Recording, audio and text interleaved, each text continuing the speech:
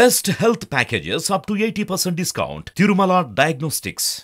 అయోధ్య రామ జన్మభూమి ఆ బాలరాముడు కొలువై ఉండబోతున్న ప్రదేశం అంగరంగ వైభవంగా అత్యంత వైభవంగా ఈ కార్యక్రమాన్ని నిర్వహించనున్నారు. ఈ నెల 22న ఆ బాలరాముడి ప్రతిష్టాపన జరగనుంది. అయితే ఆ కార్యక్రమానికి సంబంధించి ఎన్నో ప్రత్యేక విశేషాలు ఉన్నాయి.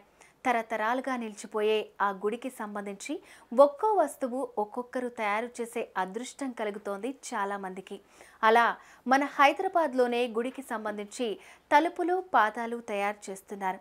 ఇక ఇప్పుడు బాలరాముడి విగ్రహం తయారు చేసే అదృష్టం కర్ణాటకకు చెందిన శిల్పికి కలిగింది.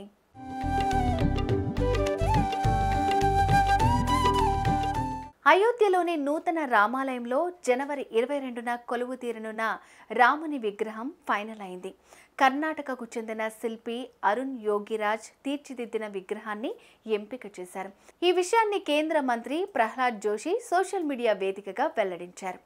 రాముడు ఎక్కడ ఉంటాడో అక్కడ హనుమంతుడు ఉంటాడు. అయోధ్యలో శ్రీరాముని ప్రతిష్టాపన కోసం విగ్రహాన్ని ఎంపిక చేశారు. మన దేశపు ప్రఖ్యాత శిల్పి అరుణ్ యోగిరాజ్ తయారు చేసిన రాముని విగ్రహాన్ని అయోధ్యలో ప్రతిష్ఠించనున్నారు. రాముడు హనుమంతునికి మధ్యనున్న అవినాభావ సంబంధానికి ఇది మరొక ఉదాహరణ. హనుమంతుని జన్మభూమి అయిన కర్ణాటక నుంచే శ్రీరామునికి సేవా కార్యక్రమం జరిగింది అనడంలో సందేహం లేదు అని ఆయన రాసుకొచ్చారు.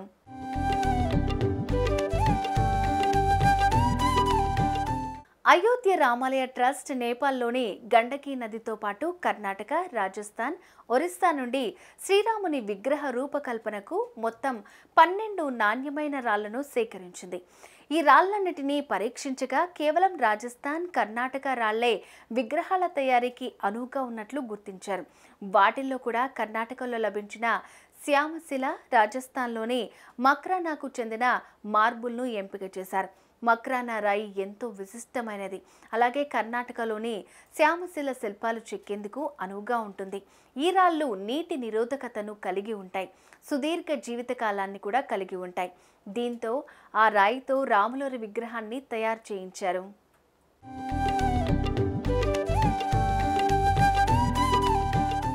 ప్రఖ్యాత శిల్పి యోగిరాజ్ శిల్పి కుమారుడు అరుణ్ యోగిరాజ్ MBA పూర్తి చేశారు. ఇతను యోగిరాజ్ కుటుంబంలో 5వ తరం శిల్పి. అరుణ్ యోగిరాజ్ 2008లో ఉద్యోగం మానేసి పూర్తి స్థాయి శిల్ప కళాకారుడిగా మారారు.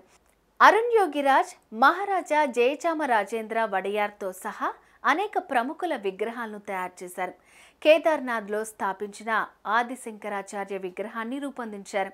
అలాగే మైసూర్లో మహారాజా శ్రీకృష్ణరాజా వడయార్, 4వ స్వామి రామకృష్ణ పరమహంస పాలరాతి విగ్రహం మొదలైనవి తీర్చిదిద్దారు. ఇండియా గేట్ దగ్గర కనిపించే నేతాజీ సుభాష్ చంద్రబోస్ విగ్రహం కూడా అరుణ్ యోగిరాజ్ రూపొందించినదే. ఇక ఇప్పుడు ఆ రాముడి విగ్రహం తయారు చేసే అదృష్టం కలిగింది అతనికి. నిజంగా ఎంతటి భాగ్యమో కదా. మీరు చూసారా విగ్రహాన్ని? మీకెలా అనిపించింది? కామెంట్ చేయండి.